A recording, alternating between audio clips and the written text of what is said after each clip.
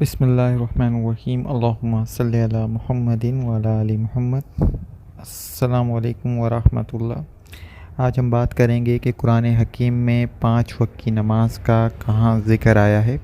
تو جناب سورہ طٰہٰ کی آیت نمبر 130 میں اللہ رب العزت فرماتے ہیں، سبح بحمد ربک قبل طلوع الشمس وقبل غروبها ومن آناء اللیل فسبح وأطراف النہار لعلک ترضی، یعنی کہ تسبیح کیجیے، تعریف کیجیے اپنے رب کی قبل طلوع الشمس، یعنی کہ سورج کے طلوع ہونے سے پہلے فجر آ گئی، وقبل غروبها، تو اس میں مغرب اور عصر بھی آ گئی، بعض لوگوں کا بیان ہے، کچھ لوگ کہتے ہیں مغرب آ گئی، ومن آناء اللیل، آناء اللیل مطلب رات کے کچھ حصے میں، تو اس میں ہماری عشاء آ گئی، فسبح واطراف النہار مطلب دن کے دونوں طرف، لعلک ترضی تاکہ اللہ پاک راضی ہو جائے، دن کے دونوں طرف میں ایک جگہ سورج ڈھلنے کی ٹائم شروع ہو گیا، یعنی کہ ظہر ہو گئی، اور پھر آپ کی عصر ہو گئی۔